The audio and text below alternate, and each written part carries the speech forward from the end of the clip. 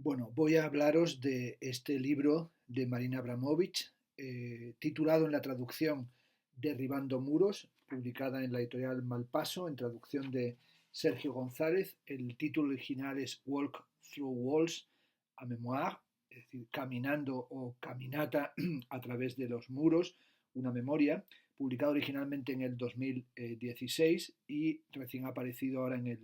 2020, como digo aquí, en la editorial Malpaso. Son 350 páginas de memorias, confesiones, apuntes, anotaciones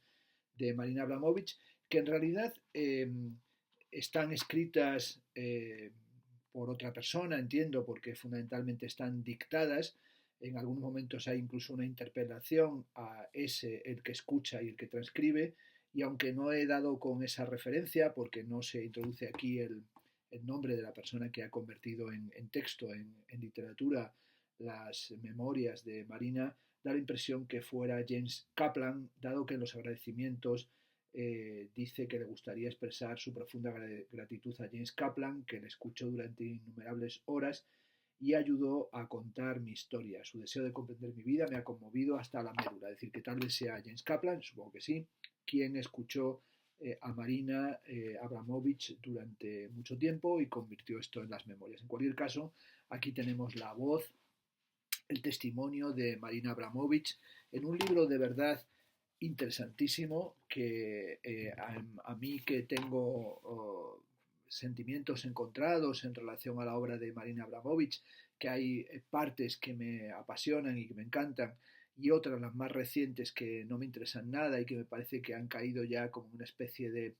parodia o autoparodia y un engrandecimiento, una pedestalización o una teatralización que no me interesa y que le han convertido en esta abuela del performance, en una figura, en una celebrity realmente bastante patética en muchos momentos. Sin embargo, la lectura de las memorias pues me ha ofrecido una cantidad de material complementario para entender su obra, para comprender también cómo es ella, pero sobre todo introduce muchos aspectos que son interesantes para entender cierta forma de comprender el performance. Bueno, no voy a hacer un recorrido por todo el texto, dado que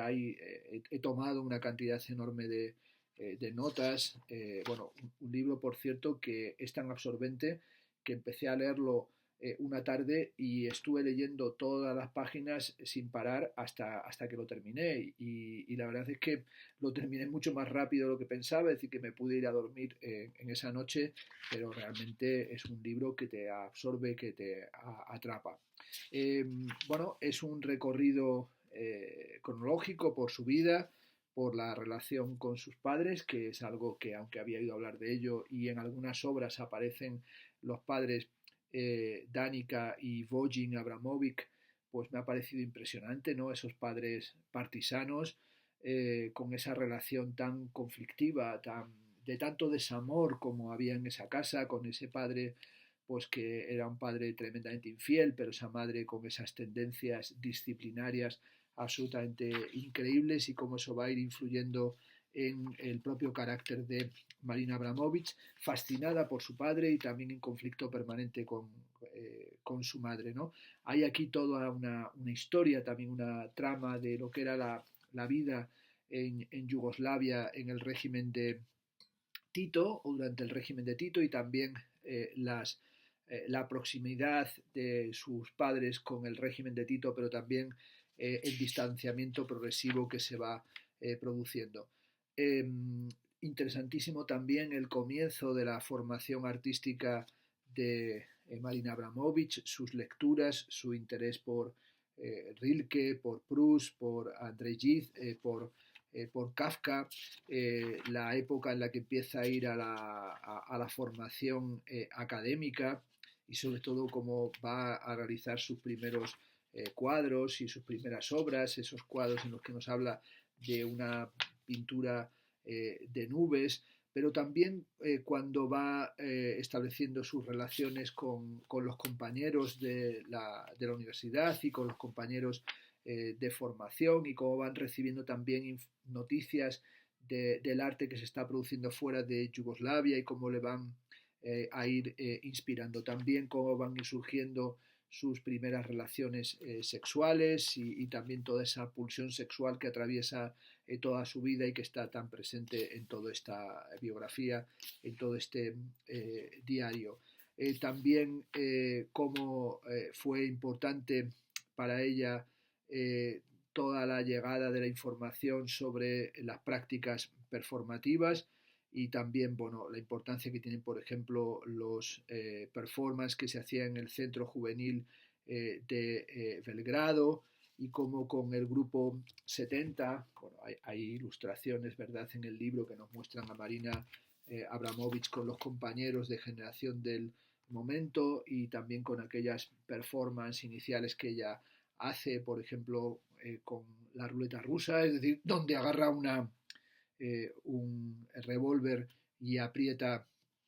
el gatillo que anticipan, bueno, que tienen que ver con piezas de Serge Oldenburg III y también anticipan piezas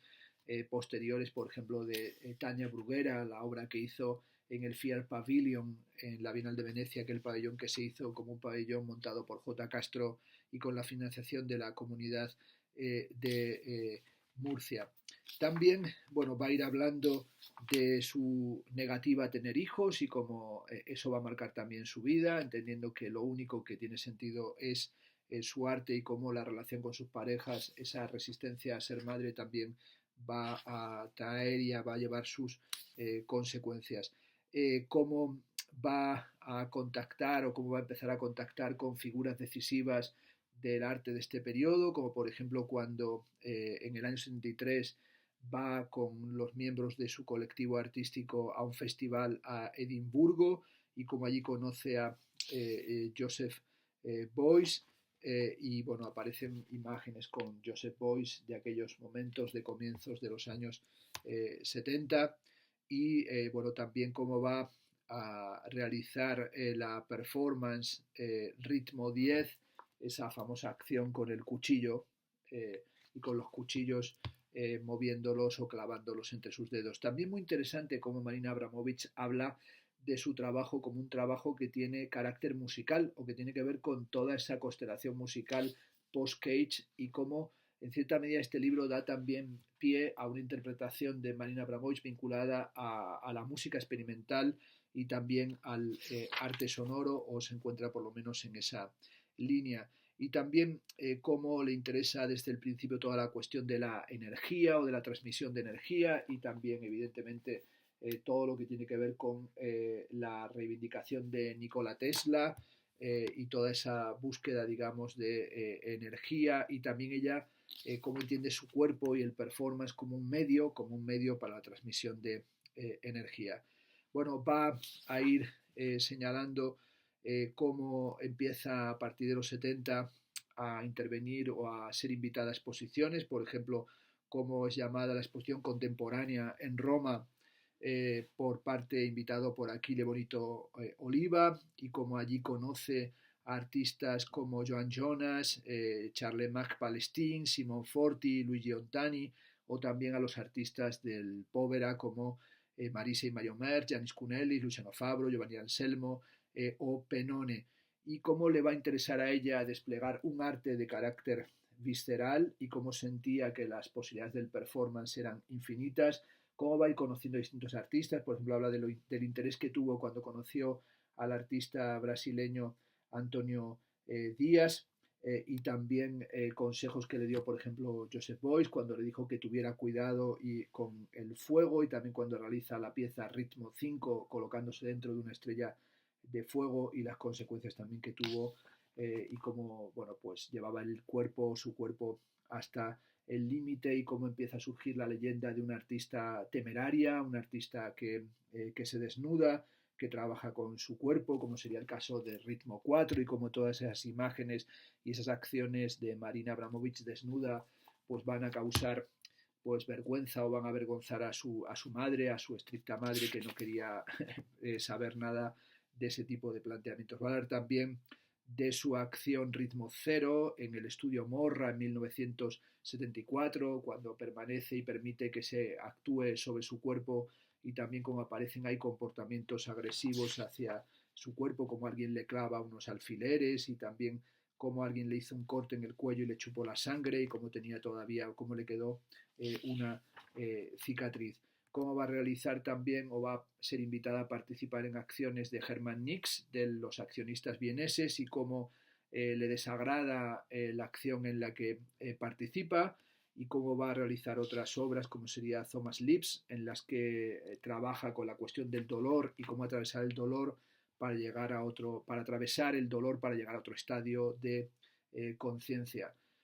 Habla también de cómo va a llegar a la ciudad de Ámsterdam, que es crucial en su biografía, y cómo ahí en Ámsterdam es donde conoce a Ulay y cómo surge un amor a primera vista y un amor de enorme intensidad, cómo además coincide que han nacido el mismo día y cómo empiezan a surgir una serie de coincidencias entre gustos, como si estuvieran destinados el uno para el otro, y cómo empiezan a trabajar y a colaborar, a respirar el mismo aire, y cómo realizan incluso acciones en las que respiran el mismo aire, y cómo pues llevan esa existencia juntos, una existencia precaria, viviendo en una furgoneta, pero empezando a realizar trabajos conjuntos, y cómo hablan en su trabajo y constantemente tratan la cuestión del dolor, y cómo trabajan a partir de la cuestión también del péndulo de Newton, como sería la pieza de relaciones en el espacio que van a plantear para la Bienal de Venecia, esa famosa acción en la que van desnudos y van moviéndose y cruzando y finalmente golpeándose a medida que van incrementando la velocidad. Y sobre todo cómo en esos años la relación de ellos es una relación enormemente erótica, en la que están haciendo permanentemente el amor y tienen una necesidad constante de estar físicamente el uno con el otro, pero también cómo empiezan a surgir desavenencias, especialmente por el alcoholismo de Ulay, pero también cómo va a ir apareciendo una cuestión constante que es la de la infidelidad, y sobre todo cómo van a ir surgiendo entre ellos cada vez más discrepancias, aunque siguen haciendo obras históricas, como sería el caso de Imponderabilia, que realizan en la Galería Comunale de Arte Moderno en Bolonia en el año 1977, o también Expansión en el Espacio en la Documenta de Kassel del año 77, o Light the Dark, que realizan en la Internationale Kunstmesse en Colonia de ese mismo año. Es decir, años de enorme actividad conjunta y años de trabajo continuo. También van a ir a hablar de cómo están poniéndose a prueba físicamente en todo este momento, cómo también van a empezar a realizar viajes en medio de esa precariedad económica, pero como reciben invitaciones para actuar en distintos ámbitos, y esos viajes como son viajes que tienen un carácter finalmente iniciáticos, pero también de una búsqueda de cuáles son los límites mentales, pero también los límites espirituales, también materializando la relación de tensión entre ellos, por ejemplo, como en esa famosa pieza Energía de Descanso del año 80, en la que tienen un arco, ¿verdad?, que sostiene Marina Abramovic, y está el arco en tensión con la flecha que apunta al corazón, y sobre todo cómo están constantemente tratando de cómo la vida y la obra están absolutamente unidas. En la página 118 dice Marina: me di cuenta que este era un tema al que frecuentemente regresaba, siempre intentando demostrarles a todos que podía lograrlo sola, que podía sobrevivir y que no necesitaba a nadie. Y esta es también mi maldición, en cierta manera, porque siempre hago tanto, a veces demasiado, y porque tantas veces me han dejado sola, como lo sé de cierta forma, y sin amor. Dirá en la página siguiente, en la 119, que desde mediados de los 70 hasta el final de la década el arte del performance se popularizó y se montaban muchas performances, y muchas de ellas eran malas, y sobre todo cómo había una transformación de la escena o de la escena del performance. Bueno, habla de la importancia que va a tener el viaje que van a hacer juntos Ulay y ella a Australia, y cómo van a ponerse en contacto con los aborígenes, y cómo a partir de la realización de una obra que se llama El Borde, que realizan en la Bienal de Sydney del 79, pues empiezan a plantear toda la cuestión de los viajes o del viaje al territorio aborigen como mapas de sueños, y también como viajes de carácter iniciático, y también la importancia que tiene para ellos en ese momento la cuestión también de una comunicación de carácter telepático, y una forma, o digamos, de articular un espacio del sueño, pero también un espacio como un mapa diferente para la acción. Y bueno, como esa experiencia aborigen es una experiencia para ellos también fundamental. Y cómo surge ahí ya la idea de hacer la performance de recorrer la Gran Muralla, de recorrer la Gran Muralla China, y ahí hay páginas realmente muy importantes o muy interesantes, sobre todo ese proyecto de la intervención en la muralla china y cómo, bueno, pues ese trabajo es un trabajo que surge como un viaje de amor, es decir, como una conjunción de travesía amorosa y qué es lo que finalmente guía el proyecto y en qué se va a convertir. En la página 156 hay aquí un statement que realizaron que dice lo siguiente: la construcción que expresa mejor la noción de tierra como ser vivo es la Gran Muralla China. En el caso de la Gran Muralla es un dragón mítico que vive bajo una estructura parecida a una larga fortaleza. El color del dragón es verde y el dragón representa la unificación de los elementos naturales, el aire y el fuego. Aunque vive bajo tierra, simboliza la energía vital en la superficie de la tierra. La Gran Muralla marca el movimiento del dragón por la tierra y de esta manera encarna la misma energía vital. En términos científicos modernos, la Gran Muralla yace en lo que llamamos líneas de fuerza geodésicas o líneas ley. Bueno, va a ir describiendo Marina Abramovic cómo van a plantear este proyecto de la Gran Muralla China y cómo en China pues piden constantemente dinero y luego piden más dinero y las negociaciones se van volviendo verdaderamente kafkianas y cómo los chinos, entre otras cosas, se niegan a que sean unos occidentales los primeros que recorran la Gran Muralla y por ello el gobierno chino va a aprobar la propuesta, pero al mismo tiempo van a favorecer o van a hacer que un chino sea el primero que recorra su muralla y así un empleado de las líneas ferroviarias, en la página 161, un tal Liu Yutian, se embarcó en una caminata solitaria por toda la muralla y las noticias oficiales de China dijeron que en el año 82 Liu había leído un artículo en un periódico acerca de que unos exploradores extranjeros, Marina Abramovic y Ulay, planeaban explorar todo el largo de la Gran Muralla y no le gustó nada esa noticia y en su cabeza pensó, la Gran Muralla pertenece a China y si alguien la explora debe ser un chino. Y por tanto, aunque ya tenían noticia de que lo iban a hacer estos performers, Marina y Ulay, pues finalmente fue ese chino el primero que recorrió la muralla. Bueno, ahí van a hablar de cómo surge el proyecto, pero también de cómo se despliega, pero sobre todo cómo hay una serie de desavenencias afectivas, profesionales, de celos, de envidias, de frustraciones que van surgiendo y cómo comienza un fracaso de la propia relación laboral entre Marina y Ulay, porque le prestan más atención a Marina Abramovic que a Ulay, pero cómo va a ir surgiendo un dolor que era un dolor no solo en el performance, sino sobre todo en la vida real, y cómo ya se va distanciando de Ulay cuando va cobrando conciencia de la cantidad enorme de infidelidades que tiene, pero sobre todo cómo va incluso ya desagradándole su olor corporal y cómo pues aparecen aquí todas unas descripciones de enorme tristeza y también de retiros espirituales de Marina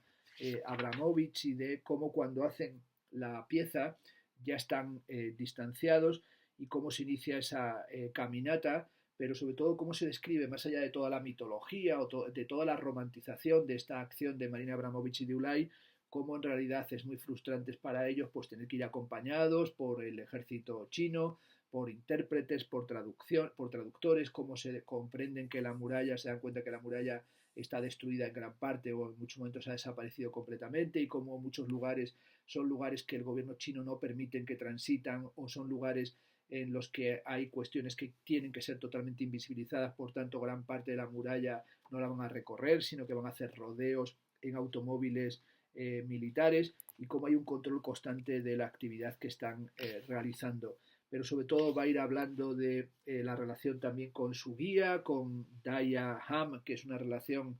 pues bueno, de polémica continua, hasta que finalmente le explica a este Daya Ham que él está allí también condenado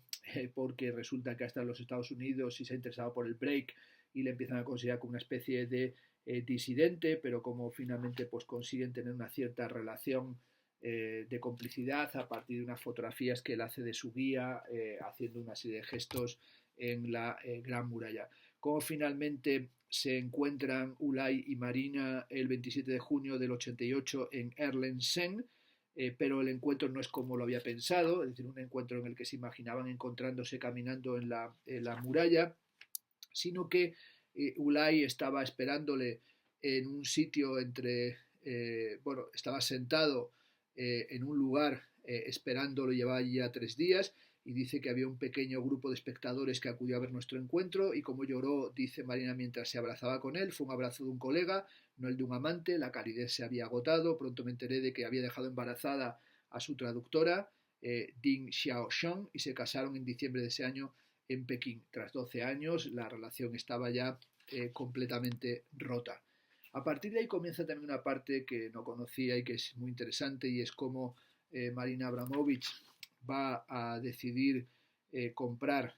un edificio entero en la ciudad de Ámsterdam, un edificio que sale aquí reproducido en esta imagen, un edificio que estaba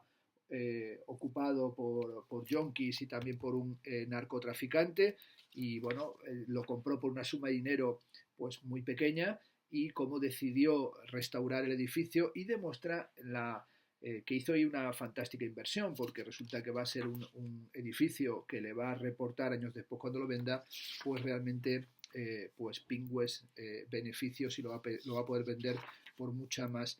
cantidad. Bueno, tiene también fotografías, tiene una parte central de imágenes, por ejemplo, con los cuadros que yo no conocía, estos cuadros de la primera Marina Abramovich, que son cuadros de desnudos o cuadros académicos, o los cuadros de nubes, y salen, bueno, fotografías de distintas acciones, algunas de ellas muy conocidas, y también, bueno, de la parte final de su trayectoria, con las obras de teatro y con amigos y con gente que ha sido referencial para ella, como aparecen aquí fotografías con Hans Ulrich Obrist, y también imágenes con su madre cuando hizo exposiciones ya,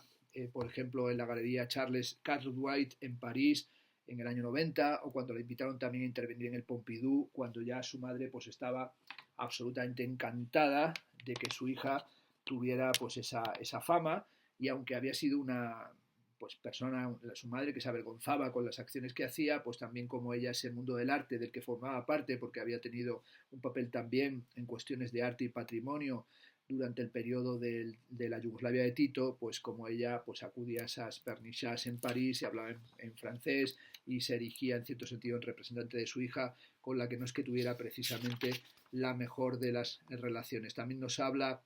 de cómo surge su relación de trabajo con el videoartista Charles Atlas, y también cómo empiezan a montar biografía y cómo reescenifican la trayectoria performativa precedente, cómo se inicia la relación con Klaus Wissenbach, que va a ser fundamental para la exposición del MoMA de el artista está presente, y cómo pues ese momento también de transformación de la concepción de su performance a partir de biografía es importante, cómo monta, por ejemplo, biografía en Madrid, o también cómo lo montó en Valencia, que son años además, por cierto, que es cuando yo empiezo a tratar personalmente a Marina Abramovich, cuando se organiza la exposición que monta Pablo Rico y que va a Alicante, y también luego cuando más adelante da su taller, da su curso en el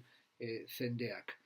Sale de hecho aquí una fotografía con Sean Kelly, que es durante el montaje de la exposición en el año 98 en Alicante, cuando están creando los objetos de poder. Y también es muy interesante aquí cómo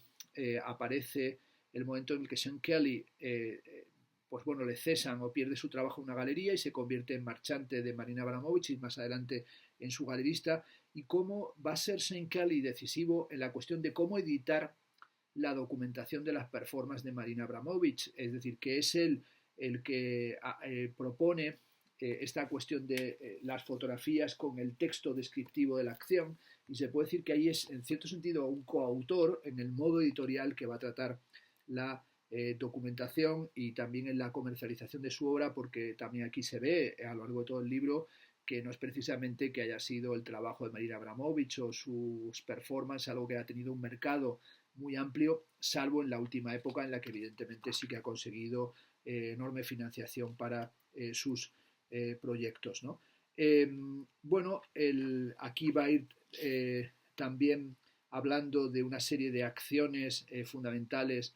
en su trayectoria, como va a ser la concepción del proyecto de barroco balcánico, como la van a invitar primero para que sea un artista que represente a Serbia y Montenegro en la Bienal de Venecia, pero finalmente el ministro de Cultura, un reaccionario en cuestiones artísticas, va a retirarle la invitación, y cómo va a ser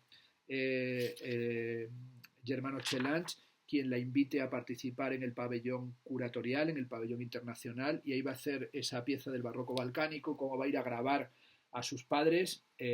a Bojan y a Danica, y cómo los va a grabar hablando de su vida y cómo va a hacer todas esas acciones,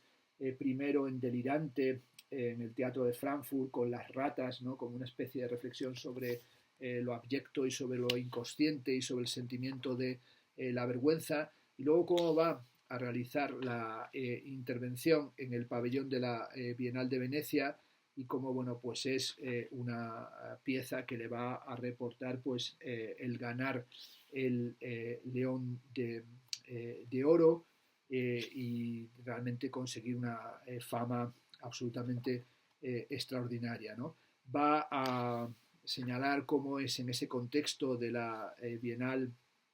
de Venecia, cuando va a conocer, o digamos en esa situación, cuando va a entrar en conocimiento de Paolo, que va a ser el amor de su vida durante otros 12 años, y como Paolo, que es un artista italiano que le presenta pues una galerista con la que trabaja en Italia, se va a ir convirtiendo pues al principio en alguien que está constantemente cortejándola y diciendo que quiere conocerla, un hombre que en ese momento tiene pareja, pero que está absolutamente fascinado por Marina Abramovich, y cómo va a ir finalmente a establecer la relación con ella, cómo van a dar el salto a los Estados Unidos y cómo van a vivir ya en Nueva York. Y también ahí en ese interín surge también la cuestión de los años de los bombardeos de Belgrado, y también en ese momento de los años de la guerra y del recrudecimiento de la guerra. Nos habla de su hermano, del hermano de Marina Abramovich, y que se llama Velimir, y de su sobrina Ivana, cómo van a salir de Belgrado con la madre de Ivana, con la cuñada enferma de cáncer, y cómo los va a acoger en Ámsterdam, y cómo se refleja aquí al hermano como, bueno, como un desaprensivo, como un machista y un misógino, como alguien un desagradecido, como también aparece el propio padre de Marina como un desagradecido pidiéndola dinero, pero también con unas actitudes realmente pues deplorables, ¿no? Sale aquí una postal que le manda Velamir, el hermano de Marina Abramovich, a ella, de unas vacaciones, bueno, pues una imagen del año 99 en la que aparece ahí un serbio que lleva detrás a su hermana y a su madre cargando, ¿verdad?, como mulos, y él ahí con una bolsita tan panchi, y como algo que se lo da a Vela, mira así a Marina como diciendo, tú ocúpate de todo, que yo sencillamente me rasco la barriga, ¿no? Bueno, habla también de la muerte de su padre y del dolor que le produjo, su padre que no paraba, parece ya, de pedirle dinero, y también de la pieza que hizo apoyado por la Fundación Montemedio aquí en España en homenaje a su padre, con el caballo, con la bandera blanca, hablando de su padre como alguien que no se había rendido nunca, ¿no? Hay una parte aquí muy interesante que ya comenté en un pequeño vídeo para Instagram, ¿no? Parece ser que de repente descubre que su padre había hecho una serie de gestiones para desheredar a Marina y a su hermano, y que lo poco que tenía fuera a parar a su hijastro, y bueno, es algo que Marina dice que le produjo un enorme dolor. Justamente hay una llamada que ella no devuelve a su padre, que le llama para pedirle otra vez dinero, y como ella piensa que se joda, ¿no? Pero finalmente muere su padre, y dice que un tiempo después un viejo general serbio, otro antiguo partisano, amigo de su padre, le entregó una antigua y ajada bolsa de piel de cerdo, una pequeña maleta que contenía, decía, las cosas que su padre más apreciaba, y que nada más escuchar eso se le rompió el corazón. Dice que le guardó aquella bolsa un año entero sin ser capaz de abrirla, finalmente lo abrió y se encontró dentro fotografías de su padre y de Tito, que su padre Bojin había recortado por la mitad, una foto instantánea de mi hermano y yo cuando éramos niños, y todas las medallas que tenía el viejo partisano, y luego metió la mano en un bolsillo interior y encontró un pequeño sacapuntas de madera. Y dice, de todo lo que encontré en la bolsa, eso fue lo que más me aplastó el corazón. Y dice Marina en la página 242, ¿qué es la vida? Pensé, va y viene así como así, y luego se acaba. ¿Y qué queda? Un sacapuntas. Bueno, esta visión así tan triste de la muerte de su padre y también de las cosas que quedan y las cosas que te encuentras cuando desaparecen, es algo que aquí se encuentra. Bueno, también salen todas las piezas que hizo con monjes tibetanos, con monjes budistas, y las danzas y las acciones que hizo por toda su relación que tiene con ese mundo budista, y cómo también va a ir entrando cada vez más en el ámbito VIP artístico en los Estados Unidos, su relación con Susan Sontag, con Matthew Barney, con Björk, cómo ven juntos la película Teorema, que dice que es una de sus películas favoritas, que también, por cierto, es una de las películas que a mí también más me apasionan. También cómo va a hacer la pieza en el 2002, el maravilloso proyecto que hizo de Casa con vistas al océano, y cómo en ese proyecto que hizo en la Galería Sean Kelly es pues una de las piezas también que empezaron a tener una enorme repercusión en el público y en los medios de comunicación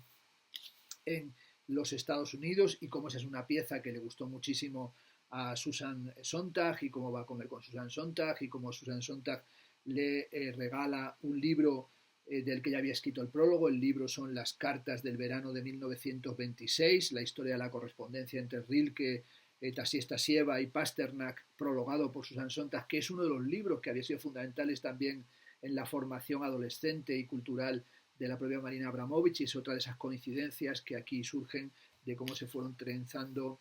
aspectos y ámbitos de amistad. Habla de sus continuos viajes de vuelta a Belgrado para reencontrarse con su madre, y también cómo cambia incluso la percepción que tienen allí de ella después de haber ganado el León de Oro en la Bienal de Venecia. También describe el funeral en Montparnasse de Susan Sontag, y cómo el hijo de Susan Sontag pues quería que hubiese sido un funeral donde hubiesen podido ir más amigos y que no fuera algo tan mitomaníaco de estar allí en ese cementerio de escritores, de intelectuales y de figuras de la cultura. También va a ir indicando la importancia que va a tener el proyecto de las 7 piezas sencillas que va a hacer para el Guggenheim, esa reactualización de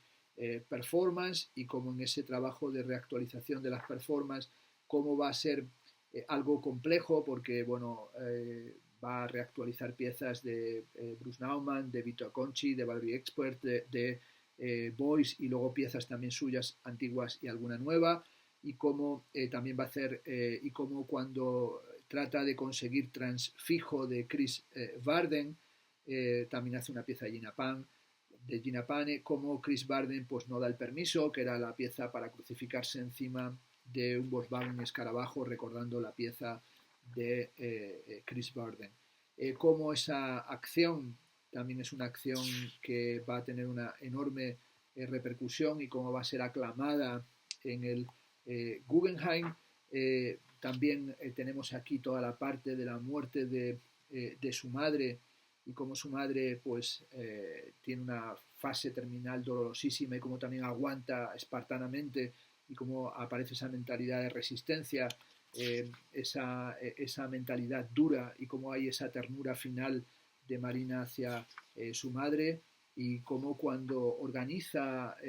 igual que aparece ese sacapuntas, esas medallas de su padre, cómo cuando organiza las cosas en casa de su madre, de repente descubre una serie de cartas de amor, y cómo descubre que su madre tenía un amante, pero también luego descubre cómo su madre era recordada por sus amigos como alguien muy bromista y muy simpática, es decir, descubre cosas que ella ignoraba totalmente y que no eran para nada lo que había sido la relación que ella había tenido con su madre. Me recordaba esta parte a la novela de Paul Auster, La invención de la soledad, ¿no? Cuando también él está organizando las cosas de su padre muerto y descubre un padre que desconocía y cómo esa elaboración del luto es siempre tan compleja, ¿no? Va también aquí a surgir la cuestión de la ruptura con Paolo, de nuevo la infidelidad con una pelirroja que aparece aquí como una, si la califican, antropóloga sexual, y también el paso de los años en Marina Abramovich, el sentirse cada vez más mayor y cada vez menos querida, y cómo, bueno, pues va a empezar un proceso que es el proceso de otra experimentación y un nudo cada vez más tensado y fuerte entre sus performances y su vida. Rinde homenaje aquí a Ten Xie, a el famoso performer taiwanés instalado en los Estados Unidos y Nueva York con sus One Year Performance, que por cierto es el arranque del ciclo de performance en el MoMA, aunque en el libro pareciera que comienzan con Marina Abramovich, en realidad comenzaron con las One Year Performance y con toda la documentación y cómo se presentaron en el MoMA, una exposición de la que se editó un enorme catálogo y es una exposición sobre la que yo vi, sobre la que escribí ya hace tiempo. Bueno, aquí en realidad lo que aparece es cómo se va articulando todo el proyecto de el artista está presente y sobre todo cómo va siendo una acción que va conmoviendo y llamando y atrae y seduce al público constantemente. Le concede unas páginas muy importantes a esta persona que se colocó frente a Marina Abramovich al comienzo de la acción y cómo se trata de una mujer de rasgos asiáticos que está con un niño y cómo de repente pues le tiene cubierto la cabeza y luego la descubre y ve que tiene una enorme cicatriz en la cabeza y cómo esta imagen está en el catálogo, en el libro que se editó a página completa, y cómo se trata de una mujer que su hijo tenía cáncer y cómo había sido sometido a operaciones, y justamente el día que se sentó frente a Marina Abramovich acaban de decirle que ya no había posibilidad de continuar el tratamiento y que sencillamente, lamentablemente, estaba destinado a morir, y cómo se sentó y cómo había esa emoción, ¿no? Y sobre todo habla de toda la... Es un libro que está lleno de profusión de lágrimas, ¿no? Es decir, de llanto enamorado, de llanto de luto, de llanto funerario, de llanto de agradecimiento. Es decir, es un libro de lágrimas, es un libro catártico, y yo creo que es un libro que habla de ese muro que también es el muro de la experiencia y de las experiencias extremas, ¿no? Habla de la conmoción que supuso esta acción, también, por ejemplo, de gente que se sentó, por ejemplo, 21 ocasiones se sentó un tal Paco Blancas, que yo he buscado aquí en internet y que efectivamente no he podido descubrir si se trata de Paco Blancas, de un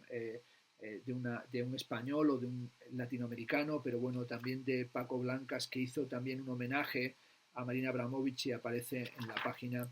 299, cómo ella abrió su corazón a cada una de las personas que se sentaron enfrente. En la página 301 habla de esta obra como una obra de amor y de amor incondicional a los extraños, y cómo era una sensación inverosímil. Y dice, no sé si esto constituye arte, me dije a mí misma, no sé qué es ni qué es el arte. Siempre pensé que el arte era algo que se expresaba por medio de ciertas herramientas, la pintura, la escultura, la fotografía, la escritura, el cine, la música, la arquitectura y sí, la performance. Pero esa performance iba más allá. Aquello se trataba de la vida. ¿Podría, pregunta debía el arte aislarse de la vida? Comenzaba a sentir cada vez más fuerte que el arte debía ser la vida, debía pertenecerles a todos. Sentía con más fuerza que nunca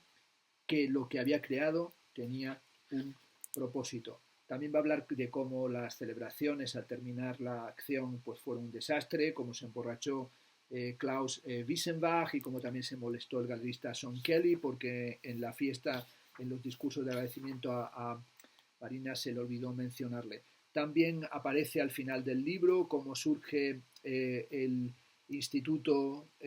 Marina Abramovich y la colaboración con Serge Le Borgne, cómo va a comprarse una casa en las afueras de Nueva York, a 2 horas de Nueva York, y cómo va a una casa con forma de estrella y cómo la va a reformar y cómo también se compra un teatro y cómo empiezan a trabajar para tratar de convertirlo en un espacio para la meditación y un espacio para el performance, y nos va a hablar también de cómo surge la colaboración con Bob Wilson y cómo hacen el vida y muerte de Marina Abramovich y cómo trabaja allí William Dafoe, bueno, cómo viaja esta obra que, como sabéis, también vino al teatro real. Saca también toda su experiencia. Hemos dicho que ha estado con los aborígenes australianos, que ha estado en el Tíbet, y también ha tenido una intensa relación con Brasil y sus experiencias con chamanes en Brasil y su experiencia con la ayahuasca. Un episodio, el de la ayahuasca, por el que pasa muy a la carrera y sobre el que hay algunos artículos en internet hablando también de las malas vibraciones y de la experiencia tan compleja y dolorosa que tuvo al consumir ayahuasca. También cómo aparece toda la cuestión de un arte que tiene un carácter terapéutico, psicoterapéutico, y cómo hay que ir más allá de la tristeza y cómo hay que buscar un propósito, y cómo el propósito que ella tiene o el que busca es el de trascender el dolor, y cómo surge la película El espacio intermedio, Marina Abramovich y Brasil, y las imágenes, que es un proyecto que tenía desde el principio, que era hacer un proyecto en las minas de oro, que también había fotografiado, que fotografiará Sebastián Salgado. También sale evidentemente al final del libro todo lo que es el encuentro con Lady Gaga y la cuestión de el método Abramovich y el vídeo que hacen, también el crowdfunding para conseguir abrir el Instituto Marina Abramovich a partir de los planos y del proyecto de Ren Koolhaas, y sale ahí pues la imagen digital de lo que sería el Instituto Marina Abramovich, y cómo, aunque consiguen un crowdfunding, consiguen una cantidad de dinero, luego se dan cuenta que necesitan más de 30 millones de dólares para construir el proyecto, y deciden hacer un proyecto que no esté vinculado al edificio, sino que sean unos talleres y que sea en realidad un proyecto que se expanda y se despliega para generar un arte que tenga un carácter inmaterial, pero que suponga una transformación de la conciencia. Va a hablar también de cómo consigue o se propone para dar charlas TED con Chris Anderson, y finalmente cómo imparte esas charlas TED. También habla de su relación, que es antigua, con la moda, y de el trabajo con Ricardo